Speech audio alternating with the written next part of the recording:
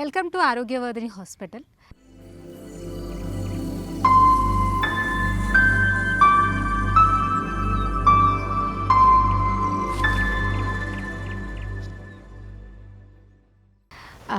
ఇది మీరు చూస్తున్నారు కదా, గూనుగు చెట్టు.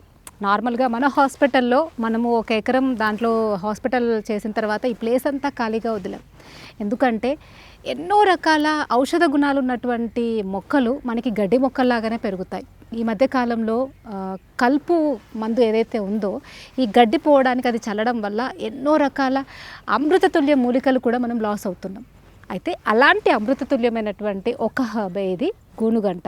బతుకమ్మలో రకరకాల పూలతో మనము ఏమంటారు, ప్లేట్లో రకరకాల పూలను పెట్టి దాన్ని మంచిగా అందంగా కళాత్మకంగా దాన్ని డెకరేట్ చేసి దాంట్లో గౌరమ్మను పెట్టి దాన్ని అమ్మవారి దగ్గర పెట్టి దాన్ని ఒక అమ్మవారిగా మనం భావించి మనకి మంచి జీవనాన్ని ఇవ్వమని వేడుకొని పొద్దున ఆ తర్వాత దాన్ని తీసుకొని సాయంత్రం చెరువు దగ్గరికి వెళ్ళి అక్కడ కొంచెం సేపు గౌరమ్మకి సంబంధించిన పాటలు పాడుకొని దాన్ని నీళ్ళలో వేసి వచ్చేవాళ్ళం.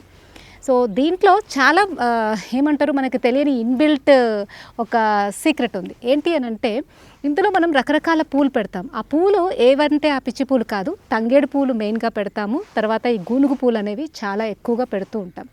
ఈ తంగేడుకి గూనుగుకి ఒక బెస్ట్ క్వాలిటీ ఏముంది అని అంటే దీనితో మిక్స్ అయినటువంటి వాటర్ని మనం తాగితే ఇది బ్లడ్ని చాలా బాగా ప్యూర్ చేస్తుంది. మన ఒంట్లో ఉన్నటువంటి అతివేడి టాక్సిన్స్ అన్నీ కూడా మాయమైపోతాయి. ఒకప్పుడు అందరూ చెరువు నీళ్ళే వాడేవాళ్ళు కాబట్టి మనం ఈ బతుకమ్మను చెరువులోనే వేసేవాళ్ళం, అదే నీళ్ళని తాగేవాళ్ళం. కాబట్టి స్పెసిఫిక్గా వీటిని సపరేట్గా తినాల్సిన అవసరము లేదా సపరేట్గా మరిగించుకొని తాగాల్సిన అవసరం ఏమీ వాళ్ళకి ఉండేది కాదు.